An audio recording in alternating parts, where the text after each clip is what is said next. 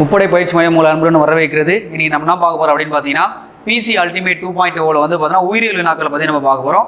இதுக்கு முன்னாடி வந்து பார்த்தீங்கன்னா போட்ட வீடியோ வந்து பார்த்தீங்கன்னா எல்லாமே வந்து பார்த்தீங்கன்னா ஒரு டாபிக் வைஸ் போட்டோம் சரிங்களா. அது எல்லாமே உங்கள் எக்ஸாமில் கேட்கறதுக்கான நிறைய வாய்ப்புகள் இருக்குது சரிங்களா. இப்போ என்ன பண்ண போகிறோம் அப்படின்னு பார்த்தீங்கன்னா லாஸ்ட் டைம் ஒன்று பார்த்தீங்கன்னா இன்னும் 1 மந்த் தான் இருக்குது சரிங்களா. இன்னும் டிசம்பர் 10 வந்து பார்த்தீங்கன்னா எக்ஸாம் சொல்லிட்டாங்க. அதனால் இதுக்கு மேலே வந்து பார்த்தீங்கன்னா நம்ம பார்க்க போகிறது வந்து பார்த்தீங்கன்னா ஒரு 6 7 மாதிரி ரிவிஷன் மாதிரி பார்க்கலாம் சரிங்களா. இதுவும் வந்து பார்த்தீங்கன்னா உங்களுக்கு எக்ஸாமில் கேட்க வேண்டிய நிறைய வாய்ப்புகள் இருக்குது சரிங்களா. உங்களுக்கே தெரியும் பயாலஜியில் வந்து பார்த்தீங்கன்னா ஒரு 4 இருந்து பார்த்தீங்கன்னா ஒரு 5 6 கேள்விகள் கேட்கறதுக்கான வாய்ப்புகள் இருக்குது. 6 கேள்வி வரைக்கும் அதிகபட்சமாக கேட்கறதுக்கான வாய்ப்புகள் இருக்குது. நமக்கு இது இம்பார்ட்டன்ட் கொடுத்து தான் படிச்சு ஆகணும் சரிங்களா. சரிங்க சார், நம்ம கொஸ்டின் உள்ள போவோம். என்னென்ன கொஸ்டின் எல்லாம் கேட்பாங்க அது மாதிரி நான் சொல்கிறேன், கொஞ்சம் பாருங்கள். ஃபர்ஸ்ட் கொஸ்டின் பாருங்கள், பொறுத்துக்க கொடுத்துருக்காங்க சரிங்களா. எல்லாமே புக்கில் இருக்கிற விஷயம் தான், உங்களுக்கு புக்கை தாண்டி எதுவும் வெளியே கேட்க போகிறது கிடையாது சரிங்களா. அதனால் பாருங்கள். ஃபஸ்ட்டு இனிப்பு பட்டாணி சில அந்த இனிப்பு பட்டாணி வந்து பார்த்தீங்கன்னா என்னவா மாறி இருக்கு. அந்த இனிப்பு பட்டாணி வந்து பார்த்தீங்கன்னா எந்த ஒரு கம்பியாக மாறி அதனுடைய இதுவானது தோற்றமானது மாறி இருக்குன்னு கேட்பாங்க எக்ஸாமில்.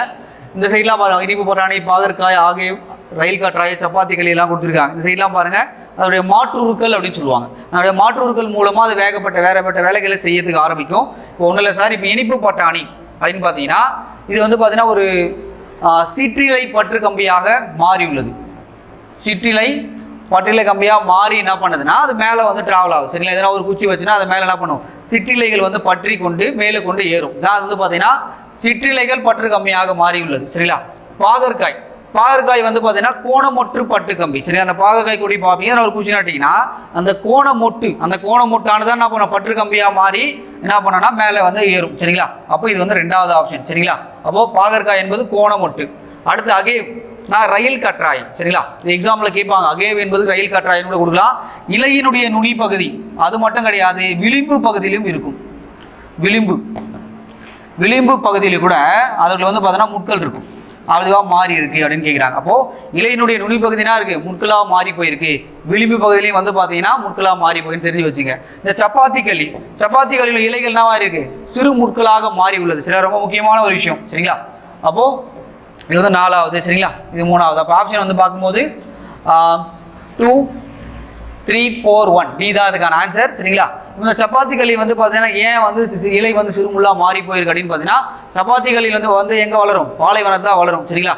அப்போது அங்கே அதிகமான நீர் வந்து தேவைப்படும் சரிங்களா. அதிகமான நீர் வந்து அங்கே தேவைப்படும், இருந்தாலும் நீர் வந்து அங்கே இருக்காது சரிங்களா. அதனால் அதனுடைய இலைகளில் வந்து இருந்துச்சுன்னா அது வந்து பார்த்தீங்கன்னா ஒளிச்சேர்க்கை நடந்து நீராவிப்பு நடந்து நிறைய நீர் இழப்பு ஏற்படும். அதனால தானே அந்த இலையானது முள்ளாக மாறி போயிருக்கு சரிங்களா. அப்போது இலையானது சிறுமுற்களாக மாறி உள்ளது சரிங்களா. சப்பாத்தி களி பார்த்தீங்கன்னா வேற என்ன கேட்கலாம் அப்படின்னு பார்த்தீங்கன்னா அந்த இனிப்பு பட்டாணியினுடைய வேறு பேர் கேட்கலாம் சரிங்களா. லத்திரஸ் சரிங்களா. எக்ஸாம்பிள் கேட்கறதுக்கான வாய்ப்புகள் இருக்குது சரிங்களா. இது மாதிரி மேட்ச் ஃபாலோ உங்களுக்கு கண்டிப்பாக கேட்கலாம். இந்த கரெக்டாக மேட்ச் பண்ணிங்க சரிங்களா. எல்லாத்தையும் கரெக்டாக மார்க் பண்ணிட்டு இங்கே மேட்ச் பண்ணும்போது மாற்றி பண்ணிட்டு போகிறீங்க சரிங்களா. ஓகே சார், அடுத்த கொஸ்டின் பாருங்கள்.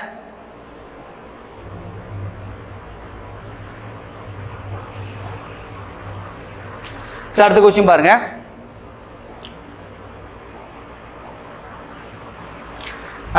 சார், ஒவ்வொரு ஆண்டும் டேஷ் மாதம் முதல் திங்கட்கிழமை உலக வாழிட நாளாக கொண்டாடப்படுகிறது அப்படின்னு கொடுத்துருக்காங்க சரிங்களா.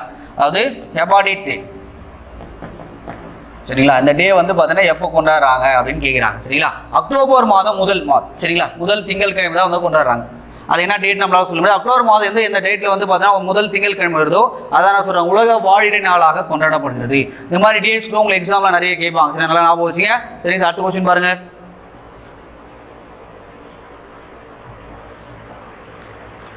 அடுத்து பாருங்க, ஜீராங் பறவைகள் சரணாலயம் எங்க அமைந்துள்ளதுன்னு கேட்குறாங்க. ஒரு ரொம்ப முக்கியமான ஒரு விஷயம் தான். ஜீராங் பறவைகள் சரணாலயம் எங்க இருக்கு அப்படின்னா சிங்கப்பூர்ல இருக்கு சரிங்களா. என்ன சொல்லுவாங்க அப்படின்னு பார்த்தீங்கன்னா இந்த பெண் குவின் இந்த பெண் குவினுடைய பறவை வந்து பார்த்தீங்கன்னா 0 டிகிரி செல்சியஸ்ல ஒரு கண்ணாடி கூண்டுக்குள்ள வச்சு பாதுகாப்பாங்க சரிங்களா. அது உங்களுக்கு கொடுத்துருப்பாங்க, கொஞ்சம் ஞாபகம் வச்சுங்க. கண்ணாடி கூண்டுக்குள்ள வச்சு என்ன பண்ண பாதுகாப்பாங்க சரிங்களா. அப்போ ஜீராங் பறவை சரணாலயம் எங்க இருக்கு, சிங்கப்பூர்ல இருக்குன்னு ஞாபகம் வச்சுங்க சரிங்களா. அடுத்த கொஸ்டின் பாருங்க.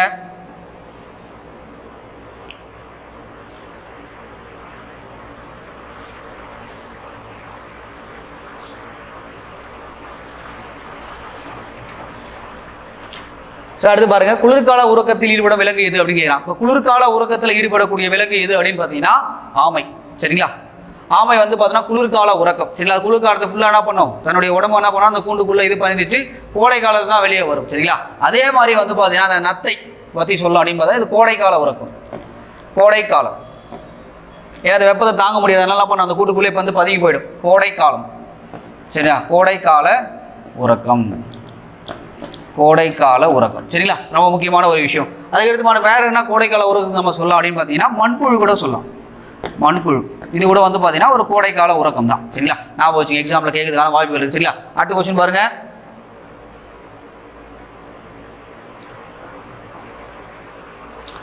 அடுத்து பாருங்க சார், தன்னுடைய வாழ்நாளில் நீர் அருந்தாத உயிரினம் எது அப்படின்னு கேட்டுருக்காங்க. தன்னுடைய வாழ்நாளில் அது நீர் அருந்தாதான், அது பார்த்தீங்கன்னா கங்காரு எலி தான். சரிங்களா, டி தான் அதுக்கான ஆன்சர். இது வந்து பார்த்தீங்கன்னா ஒரு பாலைவனத்தில் வாழக்கூடிய ஒரு விலங்கு தான். இது என்ன பண்ணும் அப்படின்னு பார்த்தா தனக்கு தேவையான சாப்பிட்ற ஃபுட்ல இருந்து என்ன பண்ணால் நீரை எடுத்துக்கும். சரிங்களா, உணவுல இருந்து என்ன பண்ணும், நீரை எடுத்துக்குதா கங்காரு எலி. சரிங்களா, ரொம்ப முக்கியமான ஒரு விஷயம். சரிங்களா, அடுத்தது வந்து பார்த்தா அந்த தேன் சீட்டை பற்றி ஒரு விஷயம் சொல்லலாம் சார். தேன் சீட்டை என்ன பண்ணும் அப்படின்னு பார்த்தீங்கன்னா அயல் மகரந்த சேர்க்கைன்னு படிக்கும். தாவரங்கள் இனப்பெருக்கம் என்பது மகரந்த சேர்க்கைன்னு சொல்லுவாங்க. அதில் அயல் மகரந்த சேர்க்கை ரொம்ப முக்கியமாக துணை புரியக்கூடிய ஒரு பறவை எது அப்படின்னு பார்த்தீங்கன்னா இந்த தேன் சீட்டு. சரிங்களா, மகரந்த சேர்க்கைக்கு.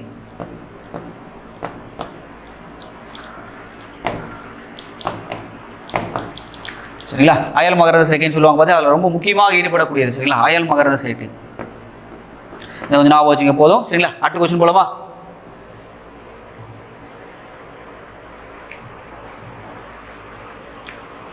அடுத்து பாருங்க, பொறுத்துக்கு வைட்டமின்ஸ்லாம் கொடுத்துருக்காங்க, அதனால ஏற்படக்கூடிய குறைபாட்டு நோய்கள்லாம் கொடுத்துருக்காங்க. சரிங்களா, ஃபர்ஸ்ட் பாருங்க வைட்டமின் ஏ. சரிங்களா, வைட்டமின் ஏ வந்து பார்த்தீங்கன்னா நோய் ஏற்படுத்தும் குறைபாடு என்பது மாலைக்கண் நோய். சரிங்களா, அடுத்து விட்டமின் பி என்பது விட்டமின் பி பெரிபெரி. சரிங்களா, பெரிபெரி. சரிங்களா, இதை கரெக்டாக சொல்லணும் அப்படின்னு பார்த்தீங்கன்னா பியில் வந்து பார்த்தீங்கன்னா ஏகப்பட்ட காம்ப்ளெக்ஸ் கூட்டு பொருட்கள் சொல்லுவாங்க, காம்ப்ளெக்ஸ் இருக்கு. சரிங்களா, இதில் வந்து பார்த்தீங்கன்னா B1 இது மாதிரிலாம் இருக்குது, B2 சரிங்களா, B3 இது மாதிரி சில விஷயங்கள்லாம் இருக்கும். பட் இதில் எக்ஸாக்டாக பெரிபெரி எதனால் உருவாது அப்படின்னு பார்த்தீங்கன்னா எக்ஸாம்பிள் கேட்கலாம் B1. சரிங்களா, இதுக்குன்னா இன்னொரு பேர் அப்படின்னு பார்த்தீங்கன்னா தயமீன் அப்படின்னு சொல்லுவாங்க. சரிங்களா, எக்ஸாம் பாயிண்ட் ரொம்ப முக்கியமான ஒரு விஷயம். அப்போது வைட்டமின் பி என்பது பெரிபெரி. சரிங்களா, வைட்டமின் சி வந்து பார்த்தீங்கன்னா ஸ்கர்வி. சரிங்களா, ஸ்கர்வி வந்து பார்த்தீங்கன்னா இது வந்து பல் ஈரல் என்ன பண்ணும், ரத்தம் கசியும். சரிங்களா, இதை நம்ம குறைபாடு பண்ண வந்து பார்த்தீங்கன்னா சரி பண்ணணும் அப்படின்னா நீங்கள் எலுமிச்சம்பழம் சரிங்களா புளிப்பு சுவை உள்ள உணவுகளை நீங்கள் சாப்பிட்டாலும் மேக்ஸிமம் இது சரியாக போயிடும். சரிங்களா, இதை கொஞ்சம் ஞாபகம் வச்சுங்க. அடுத்து பாருங்க விட்டமின் டி. சரிங்களா, விட்டமின் டி வந்து பார்த்தீங்கன்னா ரிக்கெட்ஸ் எலும்பு சம்மந்தப்பட்ட நோயை ஏற்படுத்தும். சரிங்களா, இது வந்து 4வது. சரிங்களா, எலும்பு சம்மந்தப்பட்ட நோய். விட்டமின் டி வந்து என்ன சொல்லுவாங்க, சூரிய ஒளி வைட்டமின் கூட சொல்லுவாங்க. சரிங்களா, சூரிய அதுவும் அதிகாலை. சரிங்களா, அதுதான் ரொம்ப முக்கியமானது, சூரிய ஒளி விட்டமின் அப்படின்னு சொல்லுவாங்க. சரிங்களா, அப்போ அதிகாலையில் வெயில் வந்து பார்த்தீங்கன்னா மேலே படும்போது நம்ம எலும்பு ரொம்ப ஸ்ட்ராங் ஆகும். சரிங்களா, அப்போது இந்த ரிக்கெட்ஸ் நோய் வந்து ஏற்படாமல் பாதுகாத்துல. அது விட்டமின் இ. இது வந்து பார்த்தீங்கன்னா மலட்டுத்தன்மையை ஏற்படுத்தக்கூடியது. சரிங்களா, ஆப்ஷன் வந்து பார்க்கும்போது இதுதான். சரிங்களா, அப்போ ஆப்ஷன் வந்து மலட்டுத்தன்மை உங்களுக்கே தெரியும் சார். ஆண் பெண் பார்த்தீங்கன்னா மலட்டுத்தன்மை ஏற்பட்டால் அடுத்த ஜென்ரேஷன் அவங்களால உருவாக்க முடியாது, அதுதான் மலட்டுத்தன்மைன்னு சொல்லுவாங்க. இதில் வந்து பார்த்தீங்கன்னா சில ஆப்ஷன்ஸில் வந்து மேட்ச் பண்ணலாம், பார்க்கலாம். வைட்டமின் வந்து பார்த்தீங்கன்னா 1, அடுத்து என்னது 4. சரிங்களா, அடுத்து விட்டமின் சிக்கு என்னது ஸ்கர்வி 1 4 3 2 5. பி தான் அதுக்கான ஆன்சர். சரிங்களா, அதை வந்து ஞாபகம் வச்சுங்க. எல்லாத்தையும் மேட்ச் பண்ணிட்டு ஆப்ஷன்ஸ் வந்து கொஞ்சம் மாற்றி போகிறதுக்கான வாய்ப்பு கரெக்டாக பாருங்க. சரிங்களா, அடுத்த கொஸ்டின் போகுமா?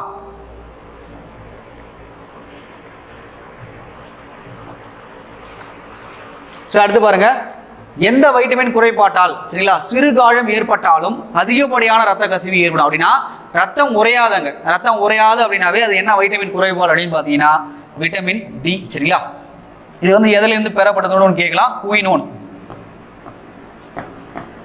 இது பெறப்பட்டது. ரத்தம் உறையாமை வந்து இதுதான் சொல்லுவாங்க. சரிங்களா, அப்போ இதை வந்து நல்லா ஞாபகம் வச்சுங்க.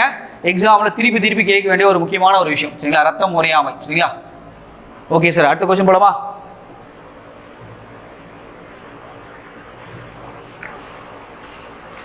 அடுத்து பாருங்க, ஹீமோகுளோபின் உற்பத்தி காரணமான தாது உப்பு எது அப்படின்னு கேட்குறாங்க. ஹீமோகுளோபின் உற்பத்தி அப்படின்னாவே இரும்பு. சரிங்களா, இரும்பு தான் வந்து முக்கியமான காரணம். ஹீமோகுளோபின் என்பது எதில் இருக்கும், ரத்தத்தில் இருக்கும். ரத்தம் சிவப்பு கலர் இருக்கிறதுக்கான காரணம் எது, இந்த ஹீமோகுளோபின் நிறமை தான் காரணம். சரிங்களா, அப்போ இந்த அது மட்டும் இல்லாமல் இது மூளை வளர்ச்சிக்கும் பயன்படும். இந்த தாது உப்பு எதுக்கு இது பயன்படும், மூளை வளர்ச்சி.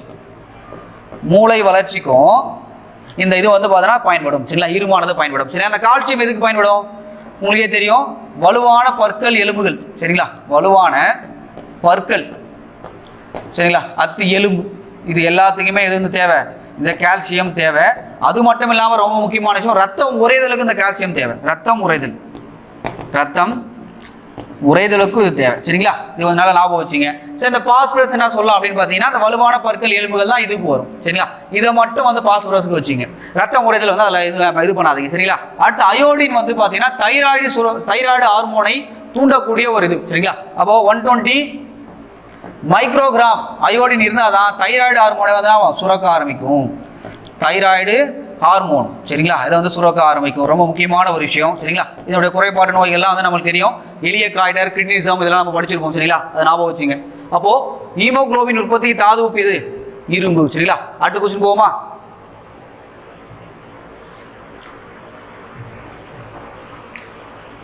அடுத்த கொஸ்டின் பாருங்க. மராஸ்மஸ் குவார்சிக் யோர்கர் என்பது என்ன, எந்த குறைபாட்டு நோய் அப்படின்னு கேட்டிருக்காங்க எக்ஸாம்ல சரிங்களா. அப்போ இது வந்து புரத குறைபாட்டு நோய் தான் சரிங்களா. இது வந்து பார்த்தீங்கன்னா நம்ம கார்போஹைட்ரேட், விட்டமின், தாது உப்புகள் இதெல்லாம் இருந்தும் புரத குறைபாடு ஏற்படும் சரிங்களா. ஒரு நாளைக்கு வந்து அன்றாட தேவையில நம்மளுடைய புரோட்டீனுடைய அளவு என்பது பார்த்தீங்கன்னா ஒரு 40 கிராமாவது தேவை. அதை விட நம்ம கம்மியாக சாப்பிட்டோம்னா இந்த நோய்கள் வந்து வரதுக்கான வாய்ப்புகள் இருக்குது. இது மேக்ஸிமம் யாருக்கு ஏற்படும் அப்படின்னு பார்த்தோம்னா சின்ன குழந்தைகள் தான் ஏற்படும் சரிங்களா. இந்த குவாசிகர் வந்து பார்த்தீங்கன்னா ஒரு 1 to 5 வயசுக்குள்ள உள்ள குழந்தைகளுக்கு ஏற்படும் குவாசிகர் சரிங்களா. மராஸ்மஸ் வந்து பார்த்தீங்கன்னா 1 வயசுக்கும் கம்மியாக இருக்கக்கூடிய பச்சிளம் குழந்தைகளுக்கு ஏற்படும் சரிங்களா. 1 வயசுக்கும் கம்மியாக இருக்கக்கூடிய பச்சிளம் குழந்தைகளுக்கு ஏற்படுவது தான் மராஸ்மஸ். 1 to 5 வயசுக்குள்ள ஏற்படுவது குவாசிகர். இது புரத குறைபாட்டு நோய்கள் இதுதான் ஞாபகம் வச்சுங்க சரிங்களா. அப்போ ஒரு நாளைக்கு அன்றாட தேவைக்கு நம்மளுக்கு 40 கிராம் புரோட்டீன் அளவாவது நம்மளுக்கு தேவை அப்படின்றத எக்ஸாம்ல கேட்கலாம். நல்லா ஞாபகம் வச்சுங்க. அடுத்த கொஸ்டின் போகுமா?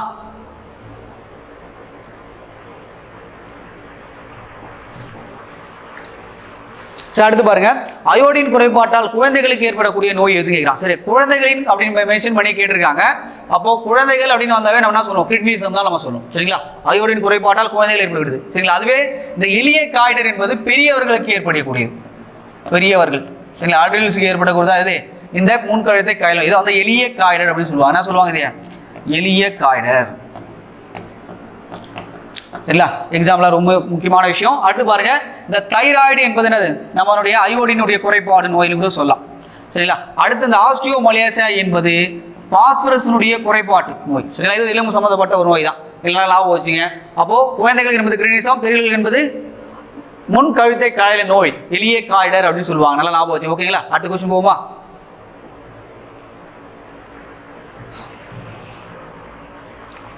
அடுத்து பாருங்க. காலரா, டைஃபாய்டு, நிமோனியா ஆகியவை டேஸ் மூலம் ஏற்படக்கூடிய நோய்கள் அப்படின்னு கேட்கிறாங்க. எக்ஸாம்பிள் கண்டிப்பாக கேட்கலாம். இது பாக்டீரியா, வைரஸ், பூஞ்சை, ஒற்றை நோய்கள் கொடுத்துருக்காங்க. இது எதனால் ஏற்படக்கூடிய நோய் அப்படின்னு பார்த்தீங்கன்னா இது எல்லாமே பாக்டீரியாவால் ஏற்படக்கூடிய நோய்கள் சரிங்களா. நம்ம காலரா என்பது விப்ரியோ காலரா என்ற ஒரு பாக்டீரியாவால் ஏற்படக்கூடியது சரிங்களா. இந்த டைஃபாய்டு என்பது எதனால் ஏற்படும்? சால்மோனல்லா டைஃபியால் ஏற்படும் சரிங்களா. இந்த நிமோனியா காய்ச்சல்ன்றது என்ன விஷயம் அப்படின்னு பார்த்தீங்கன்னா சார் இது வந்து பார்த்தீங்கன்னா உங்களுக்கு புக்கில் விஷயம் என்ன கொடுத்தா பாக்டீரியாவால் ஏற்படும் தான் கொடுத்துருக்காங்க. இருந்தாலும் நீங்கள் இன்னொரு விஷயம் தெரிஞ்சு வச்சுக்கணும். இது ஒரு சுவாச பிரச்சனை நோய் தான்.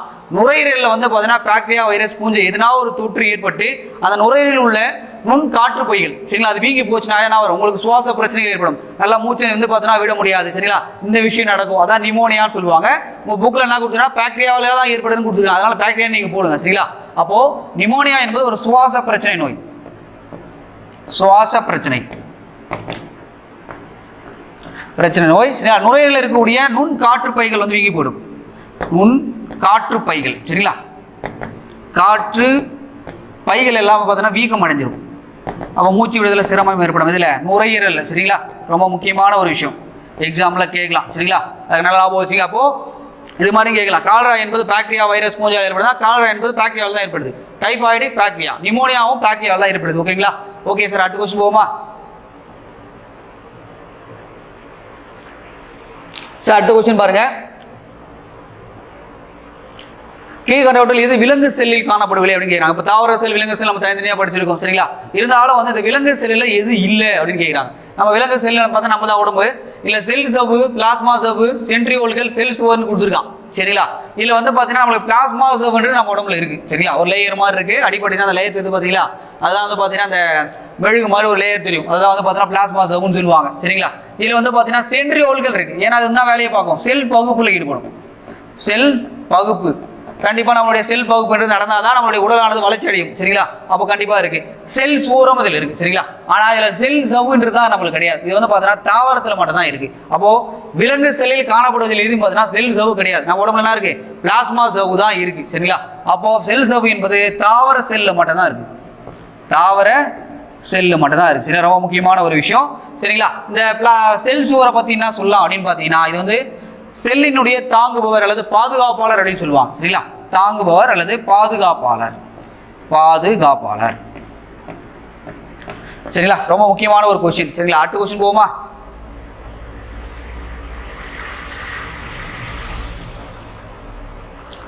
அடுத்து பாருங்க. மேட்ச் ஆஃப் ஃபாலோயிங் கொடுத்துருக்காங்க. இந்த பக்கம் ஃபுல்லாகவே அதனுடைய பணிகள் கொடுத்துருக்காங்க, இந்த பக்கம் அதனுடைய உறுப்புகள் கொடுத்துருக்காங்க. சரிங்களா, அதனுடைய இது கொடுத்துருக்காங்க, பார்ட்ஸ்லாம் கொடுத்துருக்காங்க. பாருங்க, செல்லினுடைய ஆற்றல் மையம் எது? செல்லினுடைய ஆற்றல் மையம் என்பது மைட்டோகாண்ட்ரியா. சரிங்களா, இதெல்லாம் வந்து பார்த்தீங்கன்னா செல்லினுடைய ஆற்றல் மையம் சொல்லுவாங்க. இதுல இருந்து என்ன உருவாகும்? ஏடிபிகள் உருவாகும். இதான் வந்து பார்த்தீங்கன்னா செல்லினுடைய ஆற்றல் நாணயம் அப்படின்னு சொல்லுவாங்க. அதை ஞாபகம் வச்சுங்க. அடுத்து செல்லினுடைய கட்டுப்பாட்டு மையம் எது அப்படின்னு பார்த்தீங்கன்னா உட்கரு.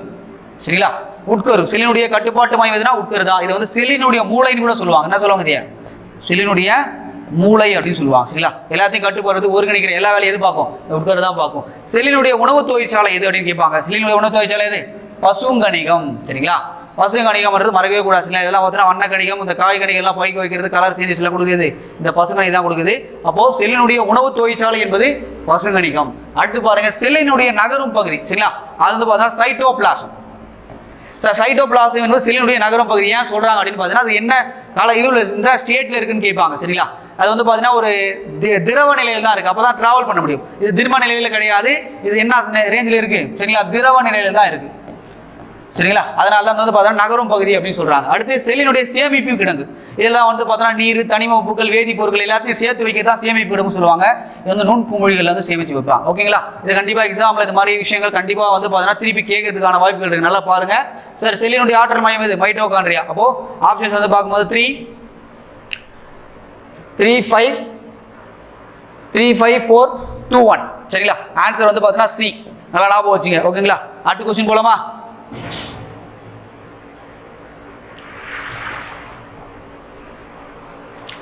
அடுத்து பாருங்க சார், நமது உடலில் காணப்படும் எலும்புகளில் மிக சிறிய அங்கவடி எலும்பு எங்கு உள்ளது அப்படின்னு கேட்குறான். அங்கவடி எலும்பு என்பது எங்க இருக்கு அப்படின்னு பார்த்தீங்கன்னா அது ஸ்டாப்ஸ் அப்படின்னு சொல்லுவாங்க.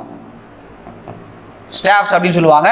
இது வந்து எங்க இருக்கு அப்படின்னு பார்த்தீங்கன்னா காதுல தான் இருக்கு. சரிங்களா, காதுக்குள்ள தான் மிக சிறிய எலும்பான அங்கவடின்றது இருக்கு. இப்படின்னு கேட்கலாம். ஸ்டாப்ஸ்ன்றது எங்க இருக்குதுன்னு கேட்கலாம். சரிங்களா, இதனுடைய அளவுன்றது என்ன அப்படின்னு பார்த்தீங்கன்னா 2.8 mm மில்லிமீட்டராக தான் அது வந்து இருக்குமா. அப்போ நம்ம உடம்புல மிக சிறிய எலும்பு இது, மிக நீளமான எலும்பு இதுன்னு கூட கேட்கலாம். இது நம்மளுடைய தொடை எலும்பான பீமர் அப்படின்னு சொல்லுவாங்க. அந்த எலும்பு தான் நம்ம உடம்புலேயே வந்து பார்த்தீங்கன்னா மிகப்பெரிய எலும்பு அப்படின்னு சொல்லுவாங்க. ஓகேங்களா, அடுத்த கொஸ்டின் போலாமா சார்?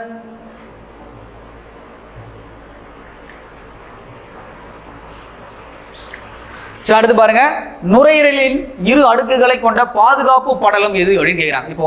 இப்போ நம்ம வந்து பார்த்தீங்கன்னா மேக்ஸிமம் நம்ம என்ன படிப்போம்? இதயத்தினுடைய பாதுகாப்பு உரை தான் இது வரைக்கும் படிச்சிருக்கோம். ஆனால் நுரையினுடைய பாதுகாப்புன்னு ஒரு உரை இருக்கான். அது வந்து 2 அடுக்குகளை கொண்டதான். அதுக்கு என்ன பேர் அப்படின்னு பார்த்தீங்கன்னா ப்ளூரா. சில ரொம்ப முக்கியமான ஒரு விஷயம்.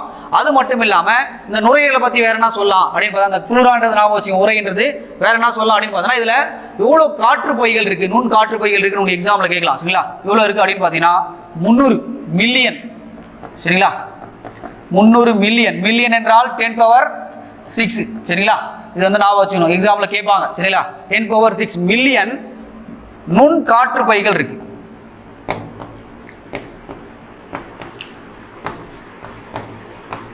சரிங்களா, ரொம்ப முக்கியமான ஒரு விஷயம். அப்போ ஞாபகம் வச்சுப்பீங்களா? அப்போ நுரையீரலுடைய உரை என்பது இது, அது மேல இருக்கிற உரை என்பது ப்ளூரா என்று மறக்க கூடாது. சரிங்களா, அடுத்த கொஸ்டின் போகுமா சார்?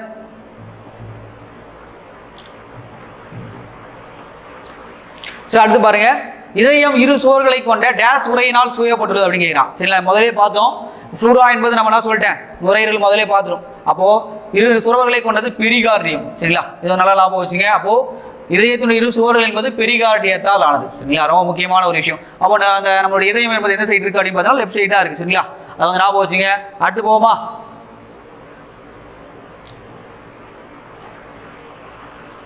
அடுத்து பாருங்க, ஒரு மேட்ச் ஃபாலோயிங் கொடுத்துருக்காங்க. இந்த சுரப்பிலாம் எந்த பகுதியில் அமைந்திருக்குன்னு கொடுத்துருக்காங்க இந்த பக்கம். அப்போ பிட்யூட்டரி சுரப்பி எங்க இருக்கு அப்படின்னு பார்த்தீங்கன்னா மூளையினுடைய அடிப்பகுதியிலே இருக்கு. சரிங்களா, மூளையினுடைய அடிப்பகுதியில் இருக்கு. பிட்யூட்டரி சுரப்பி மட்டும் தான் மூளையின் அடிப்பகுதியில் இருக்கு. ஆனால் இல்லை, பீனியல் சுரப்பி அங்கதான் இருக்கு. என்ன சுரப்பி? பீனியல் சுரப்பி. பீனியல் சுரப்பி என்ன பண்ணிருக்கு? அங்கதான் இருக்கு. எங்க இருக்கு? மூளையினுடைய அடிப்பகுதியில் தான் இருக்கு. சரிங்களா, தைராய்டிக் சுரப்பி எங்க இருக்கு அப்படின்னு பார்த்தீங்கன்னா கழுத்து பகுதியில் இருக்கு. சரிங்களா, 2வது. ஓகேங்களா, அடுத்து தைமஸ் சுரப்பி எங்க இருக்குன்னா மார்பு கூட்டுல இருக்கு.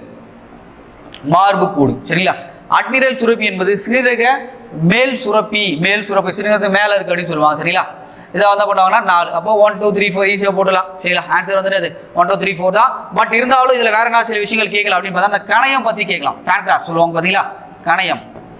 இந்த கணையம் வந்து பார்த்தீங்கன்னா எங்க இருக்குன்னா வயிற்றினுடைய அடிப்பகுதியில் இருக்கும். வயிற்றின் அடிப்பகுதி, வயிற்றினுடைய அடிப்பகுதியில் இது இருக்கும். சரிங்களா, அது இனப்பெருக்க சுரப்பிகள் எங்க இருக்கும் அப்படின்னா இடுப்பு குழிக்குள்ள இருக்கும். இனப்பெருக்க சுரப்பிகள், இனப்பெருக்க சுரப்பிகள். சரி, கரெக்டாக நோட் பண்ணுங்க, கண்டிப்பா கேட்பாங்க. இனப்பெருக்க சுரப்பிகள் எங்க இருக்கு? இடுப்பு குழிக்குள்ள இருக்கு. சரிங்களா? அப்போ மேக்ஸிமம் இந்த மாதிரி மேட்ச் ஃபாலோ உங்களுக்கு கேட்கலாம், ஈஸியா மேட்ச் பண்ணிடுங்க. அடுத்த क्वेश्चन போமா சார்?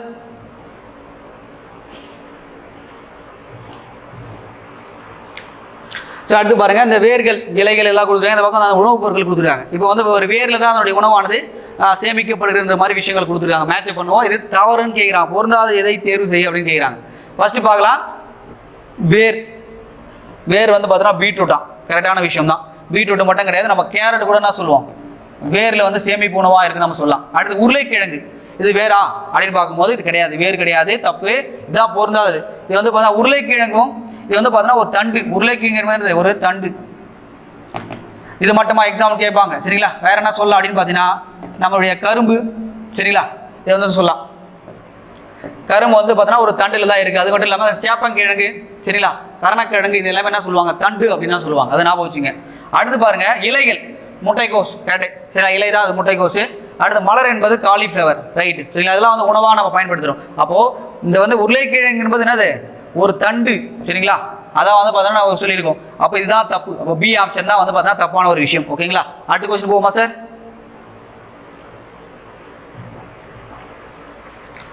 சரி, அடுத்து பாருங்க, உலக அளவில் காய்கள் கனிகள் உற்பத்தியில் இந்தியா எத்தனாவது இடம் உள்ளது அப்படின்னு கேட்குறாங்க. சரிங்களா? இந்தியா எத்தனாவது இருக்கும் அப்படின்னு பார்த்தீங்கன்னா 2வது இடம் தான் இருக்கு. சரிங்களா?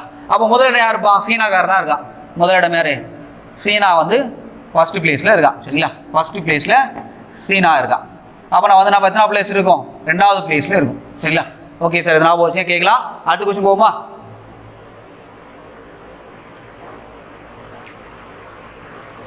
அடுத்து பாருங்க, உலக உணவு தினம் எப்போது கொண்டாடப்படுகிறது? உலக உணவு தினம் என்பது அக்டோபர் 16. சரிங்களா? ரொம்ப முக்கியமானது, கேட்கலாம். அக்டோபர் 16. சரிங்களா? அந்த மார்ச் 22 என்ன தினம் அப்படின்னு பார்த்தீங்கன்னா தண்ணீர் தினம். தண்ணீர் தினம். சரிங்களா? உலக தண்ணீர் தினம், நீர் தினம் அப்படின்னு சொல்லுவாங்க. டிசம்பர் 10 என்பது மனித உரிமைகள் தினம். மனித உரிமை, ஹியூமன் ரைட்ஸ் டே. சரிங்களா? மனித உரிமைகள் தினம். சரிங்களா? ஞாபகம் வச்சுங்க, மனித உரிமைகள் தினம். சரி, அடுத்து இந்த மே 31 தினம் புகையிலை எதிர்ப்பு தினம், ஆன்டி டொபாக்கோ டே அப்படின்னு சொல்லுவாங்க. பார்த்தீங்களா? புகையிலை எதிர்ப்பு தினம். புகையிலை எதிர்ப்பு தினம். ஓகேங்களா?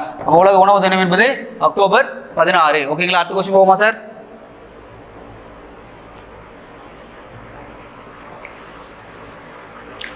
அடுத்து பாருங்க, சிறுநீரகத்தினுடைய அடிப்படை அழகு எது அப்படின்னு கேட்கிறான். செயல்திறன் அழகு எது அப்படின்னு பார்த்தீங்கன்னா நெஃப்ரான்கள். சரிங்களா?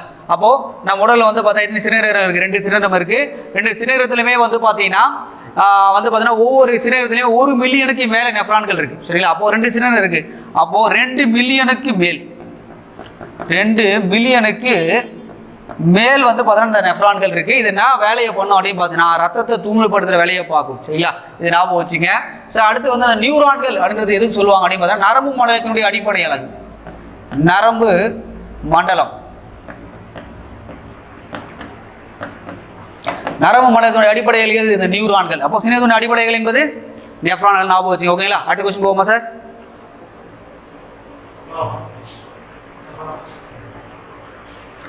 அடுத்து பாருங்க, பொறுத்துக்கே கொடுத்துருக்காங்க. இந்த பக்கம் பார்த்தீங்கன்னா அதனுடைய உற்பத்தியாளர்கள், அதை இதுக்கு மேட்ச் பார்க்கலாம். ஃபர்ஸ்ட் பாருங்க, உற்பத்தியாளர்கள் யாருன்னா தனக்கு தேவையான உணவுகளை தானே தயாரிச்சுலாம் உற்பத்தியாளர்கள் சொல்லுவாங்க. தாவரங்கள். என்ன காரணம் அப்படின்னு பார்த்தீங்கன்னா அதில் பச்சையம் என்று ஒரு இருக்கு. அதனால வந்து ஒளிச்சேர்க்கை நடைபெற்று தனக்கு தேவையான உணவை தானே தயாரித்து கொடுக்குறது, அதான் உற்பத்தியாளர்கள் சொல்றாங்க.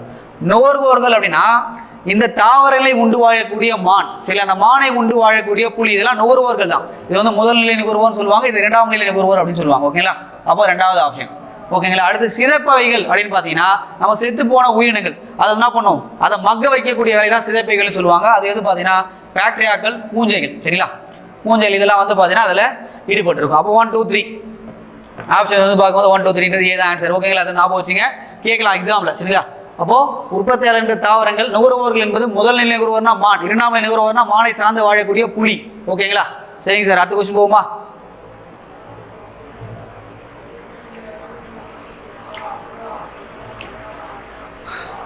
அடுத்து பாருங்க, மலம் இலக்கியாக பயன்படுவது எது அப்படின்னு கேட்கிறான். சரிங்களா? மலம் இலக்கி. ஓகேங்களா? மலம் இலக்கியாக பயன்படுதுன்னா சோற்று கற்றாழை. சரி, என்ன சொல்லுவாங்க, அலோவேரா. அலோவேரா அப்படின்னு சொல்லுவாங்க. கொஞ்சம் ஞாபகம் வச்சுங்க. அலோவேரா இதனுடைய குடும்பம் என்றது என்னன்னு கேட்கலாம். கற்றாழை சோற்று கற்றாழையுடைய குடும்பம் என்பது லில்லியேசி குடும்பம்.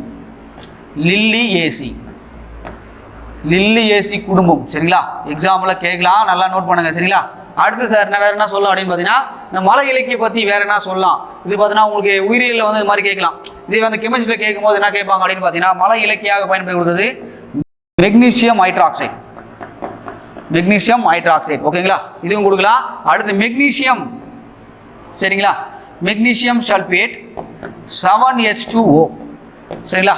எப்பாஹைட்ரேட். மெக்னீசியம் சல்பேட் எப்பாஹைட்ரேட் வந்து பார்த்தீங்கன்னா எப்சம் உப்பு அப்படின்னு சொல்லுவாங்க. எப்சம் உப்பு. சரிங்களா? இந்த சம்மந்தப்பட்டு கேட்கும் போது இது கேட்கலாம். அது வந்து ஞாபகம் வச்சுங்க. நம்ம உயிரியலில் பார்க்கும்போது அலோவேரா வந்து பயன்படுது. இது கெமிஸ்ட்ரியில் சொல்லும் போது என்ன சொல்லுவாங்க, மெக்னீசியம் ஹைட்ராக்சைடு தான் மலம் இலக்கியாக பயன்படக்கூடியது. ஓகேங்களா? சரி, ஓகே சார். அடுத்த கொஸ்டின் போகுமா?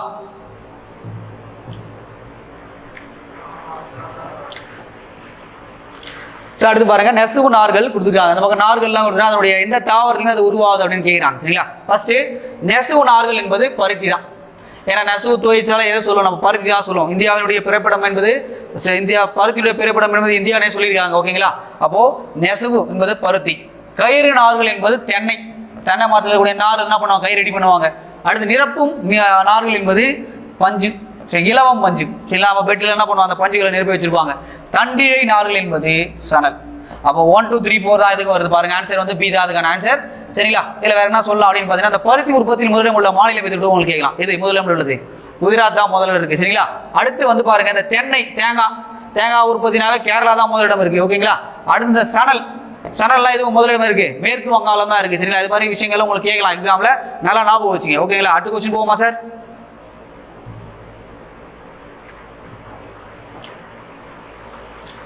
அடுத்து பாருங்க, பல்லியினுடைய சுவாச உறுப்பு எதுன்னு கேட்கிறான். சரி, இப்போ நம்ம மனிதனுடைய சுவாச உறுப்பு என்பது நுரையீரல் தான். சரிங்களா? அப்போ பல்லியினுடைய சுவாச உறுப்பு எது அப்படின்னு பார்த்தீங்கன்னா, அவங்களுக்கு வந்து பார்த்தீங்கன்னா நுரையீரல் தான். பல்லிக்கு சுவாச உறுப்பு எது? நுரையீரல் தான். சரி, ஓகே சார். நுரையீரல் மூலமா வேற என்ன இதெல்லாம் சொல்லலாம் அப்படின்னு பார்த்தீங்கன்னா, அந்த பறவைகளை சொல்லலாம். பறவைகள் இதுவும் நுரையீரல் மூலமா தான் சுவாசிக்கும். மனிதர்கள் நுரையீரல் மூலமா தான் சுவாசிக்கும். ஓகேங்களா? இந்த செவில்கள் என்பது மீன்கள் என்ன பண்ணோம், செவில்கள் மூலமா தான் சுவாசிக்கும். சரிங்களா? அப்பதான் வந்து பார்த்தீங்கன்னா தண்ணியில் இருக்கக்கூடிய ஆக்சிஜன் என்ன பண்ணணும், ஃபில்டர் பண்ணி உள்ள தள்ளுறதுக்கு இந்த செவில் தான் வந்து பயன்படுது. ஓகேங்களா? அடுத்து பாருங்க, இந்த தோல் மூலமா இது சுவாசிக்குது அப்படின்னு சொல்லிட்டு எக்ஸாம்ல கேட்கும் போது சார் இருவாழிகள் அப்படின்னு சொல்லுவாங்க. பார்த்தீங்களா? இந்த தவளை இளம் உயிரியா இருக்கும்போது, நல்லா ஞாபகம் வச்சுக்கணும், இளம் உயிரியா இருக்கும்போது மட்டும்தான் தோல் மூலமா சுவாசிக்கும். குஞ்சுகள் மாதிரி என்ன பண்ணும், தோல்கள் மூலமா சுவாசிக்கும். அதுவே ஒரு முதிர்ந்த உயிரினமா மாறி நல்லா வளர்ந்து போச்சு அப்படின்னா ஒரு முது உயிரியா இருந்துச்சுன்னா அது தோல் மூலமா சுவாசிக்கும். அதுக்கு அடுத்து பார்த்தீங்கன்னா வாய்க்குழி மூலமா சுவாசிக்கும், நுரையீரல் மூலமா கூட சுவாசிக்கும். சரிங்களா? எக்ஸாம்பிள் வந்து கரெக்டாக ஆன்சர் பண்ணுங்க. இளம் உயிரிகள் அப்படின்னு கேட்டாவே நீங்க என்ன பண்ணணும் அப்படின்னு பார்த்தீங்கன்னா, இந்த என்ன சொல்லுவோம், இளம் உயிரிகள்னா தோல். சரிங்களா? மறக்கவே கூடாது. இளம் உயிரினா தோல். சரிங்களா? அதே முது உயிரினா தோல், வாழ்க்கை, நுரையீரல். சரிங்களா? 3 மூலமாவது சுவாசிக்கும். நம்ம முக்கியமான விஷயம் ஞாபகம் வச்சுங்க. அப்போ பல்லியுடைய சுவாச உறுப்புன்றது என்னது, நுரையீரல்ன்றது ஞாபகம் வச்சுங்க. ஓகேங்களா? அடுத்த கொஸ்டின் போமா சார்?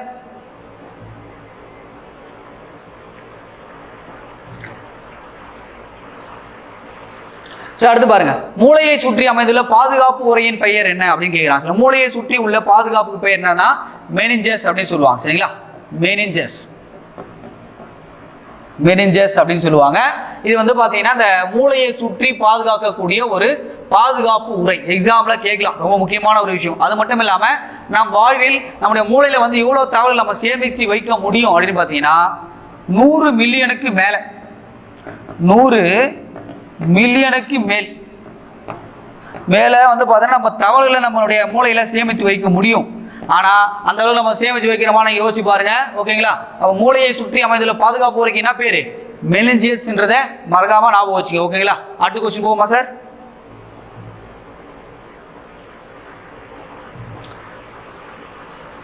அடுத்து பாருங்க, திடக்கழிவு மேலாண்மை விதிகள் உருவாக்கப்பட்ட ஆண்டு. சரிங்களா? சாலிட் வேஸ்ட் மேனேஜ்மெண்ட் அப்படின்னு சொல்லுவாங்க. அதனுடைய எப்போது உருவாக்கப்பட்டது அப்படின்னு கேட்குறாங்க. சரிங்களா? சாலிட் வேஸ்ட் மேனேஜ்மெண்ட் எப்போ வந்து உருவாக்குறாங்க அப்படின்னு பார்த்தீங்கன்னா 2014 தான் உருவாக்குறாங்க. இதுக்கான விதிமுறைகளை உருவாக்குறாங்க. என்ன சொல்றாங்க அப்படின்னு பார்த்தீங்கன்னா, இப்போ ஒரு வீடுகளில் யூஸ் பண்ணக்கூடிய பொருட்களே வந்து ஒரு 3 வகையா பிரிக்கிறாங்க. எத்தனை வகையா பிரிக்கிறாங்க? 3 வகைகளா பிரிக்கிறாங்க. அதில் என்ன சொல்றாங்கன்னா, உயிரின கழிவுக்கு சிதைவுக்கு உள்ளாகக்கூடிய கழிவுகள், அது உயிரின கழிவுக்கு சிதைவுக்கு உள்ளாகாத கழிவுகள், அது மட்டும் வீட்டு உபயோகத்திலே வந்து ஆபத்தை தரக்கூடிய பொருட்கள். இப்போ நம்ம வீட்டு உபயோக பொருட்களே வந்து ரொம்ப ஆபத்தை தரக்கூடிய வந்து பார்த்தீங்கன்னா நம்ம இந்த சிஎஃப்சி பல்புகள்லாம் சொல்லலாம். சரிங்களா? பல்புகள்லாம் வந்து பார்த்தீங்கன்னா நீங்கள் யூஸ் பண்ணிட்டு சும்மா அதை இது பண்ணக்கூடாது, உபயோகப்படுத்திட்டு என்ன பண்ணாதே அப்புறப்படுத்துகிற வேலைகளை நீங்கள் பார்க்கணும். அதை நீங்கள் இது பண்ணீங்கன்னா ஆபத்தை ஏற்படுத்தக்கூடியது. சரிங்களா? அப்போது 3 வகையாக பிரிச்சுட்டாங்க. சாலிட் வேஸ்ட் மேனேஜ்மெண்ட் வந்து எப்போது உருவாக்கப்பட்டது? 2016 உருவாக்கப்பட்டது. அது மட்டும் கிடையாது, ஒரு நாளைக்கு வந்து இந்தியாவில் சரிங்களா 1 டேக்கு ஒரு நாளைக்கு வந்து பார்த்தீங்கன்னா ஒரு மனுஷன் ஒரு சராசரியான ஒரு ஹியூமன் வந்து பார்த்தீங்கன்னா சரிங்களா 45 சரிங்களா கிராம் 0.45 கிராமான கழிவுகளை அவன் வெளியேற்றான். சரிங்களா? ஒரு நாளைக்கு பாருங்க 1/2 கேஜிக்கு கிட்ட வரான். அவ்வளோ கழிவுகளை வந்து பார்த்தா கழிவுலாம் வெளியேற்றான். அது போல ஒரு நாளைக்கு இந்தியா வந்து பார்த்தீங்கன்னா 532 சரிங்களா மில்லியன் கேஜி அளவுக்கு பார்த்தீங்கன்னா கழிவுகளை வந்து திடக்கழிவுகளை வெளியேற்றானா இந்தியா. பாருங்க ஒரு நாளைக்கு பாருங்க ரிப்போர்ட் பாருங்க அவ்வளோ அளவுக்கு பார்த்தா இது பண்ணுறாங்க. இது மேக்ஸிமம் திடக்கழிவுகளை நம்ம குறைக்கணும் அப்படின்னு பார்த்தா இந்த படைப்பாக்க மறுபயன்பாடுன்னு சொல்லுவாங்க. அது மாதிரியான சில விஷயங்கள் நம்ம பயன்படுத்தினா அந்த விஷயங்களை கொஞ்சம் மாற்ற முடியும். ஓகேங்களா? சரி, ஓகே சார். அப்போ திடக்கழிவு மேலாண்மை விதிகள் என்பது 2014 ஞாபகம் வச்சுங்க. இந்த விஷயங்கள் கொஞ்சம் தெரிஞ்சு வச்சுங்க, உங்களுக்கு கண்டிப்பாக கேட்கலாம். அடுத்து போகலாமா சார்?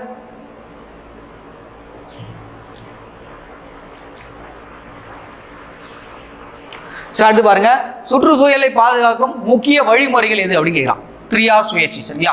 இந்த 3Rன்றது எக்ஸாம்ல அதனுடைய எக்ஸ்பிளனேஷன் கண்டிப்பாக கேட்பாங்க. சரி, விரிவாக்க சொல்லுங்க அப்படின்னு கேட்பாங்க. சரிங்களா? ஃபர்ஸ்ட் என்ன விஷயம்னா ரெடியூஸ். சரிங்களா? ரெடியூஸ் என்றால் குறைத்து பயன்படுத்த வேண்டும். அடுத்து ரீயூஸ். ஓகேங்களா? அடுத்து ரீசைக்கிள். சரிங்களா? அப்போ ரெடியூஸ் என்பது குறைவாக பயன்படுத்தணும், அதை திரும்ப பயன்படுத்த ரீயூஸ் பண்ணணும். ரீசைக்கிள் மறுசுழற்சி செஞ்சு அதை யூஸ் பண்ணணும். சரிங்களா? இது ரொம்ப முக்கியமான ஒரு விஷயம் சார், நல்லா ஞாபகம் வச்சுங்க, கரெக்டாக நோட் பண்ணுங்க. ஓகேங்களா? சரி, ஓகே சார். அடுத்த கொஸ்டின் போகுமா சார்?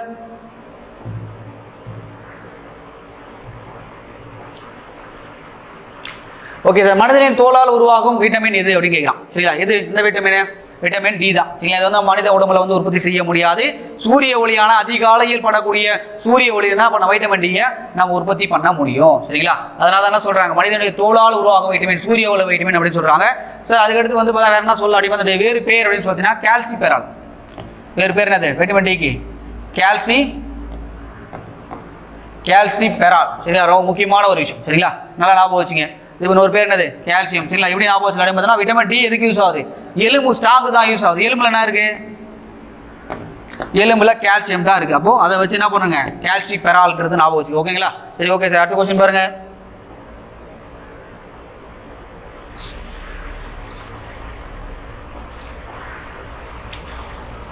சரி, அடுத்து பாருங்க, செல்லின் தற்கொலை பை எது அப்படின்னு கேட்கலாம். செல்லோட தற்கொலை பை எது அப்படின்னு பார்த்தீங்கன்னா லைசோசோம்கள் அப்படின்னு சொல்லுவாங்க. சரிங்களா? ஏன் சார் தற்கொலை பையன்னு சொல்றாங்க அப்படின்னு பார்த்தீங்கன்னா, ஒரு செல் வந்து பழுதடைஞ்சிச்சு, அந்த பழுதடைஞ்ச செல்லை கண்டிப்பாக வெளியேற்றணும். அதை சிதைக்கிற வேலை எது செய்யும் அப்படின்னு பார்த்தீங்கன்னா அந்த லைசோசோம் தான் செய்யும். அதனால செல்லினுடைய தற்கொலை பை அப்படின்னு சொல்றாங்க. அது மட்டும் இல்லாமல் இந்த பழுதடைந்த செல்களை புதுப்பிக்கக்கூடிய வேலைகளை விட இது பார்க்கும், இந்த லைசோசோம்கள் பார்க்கும். அப்போ தற்கொலை பை எது? இந்த விஷயம் ஞாபகம் வச்சுங்க. ஓகேங்களா? நம்ம நுண்குமிகள் பார்த்துட்டோம், என்னது செல்லினுடைய சேமிப்பு கிடங்குன்னு பார்த்தோம்.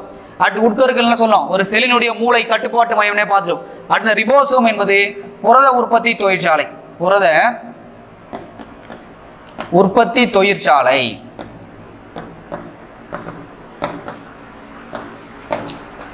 சரி, ஓகே சார். இன்னைக்கு வந்து பார்த்தீங்கன்னா நம்ம பிசி அல்டிமேட்ல வந்து பார்த்தீங்கன்னா ஒரு 30 வினாக்கள் பார்த்தோம். இது ஃபுல்லாகவே 6வதுல வந்து பார்த்தீங்கன்னா ஓரளவுக்கு உங்களுக்கு ரிவிஷன் பண்ணுறதுக்காக தான் அந்த வீடியோவை நம்ம போட்டது. இதே மாதிரி வந்து பார்த்தீங்கன்னா 7, 8, 9, 10 மாதிரி எல்லா புக்கில் இருக்கக்கூடிய வினாக்கள் நம்ம போடலாம். இது எல்லாமே உங்கள் எக்ஸாமில் கண்டிப்பாக கேட்பாங்க. சரிங்களா? அதனால இதெல்லாம் வந்து கரெக்டாக வாட்ச் பண்ணி கரெக்டாக நோட் பண்ணி வைங்க. சரிங்களா? சரி, ஓகே சார். நன்றி.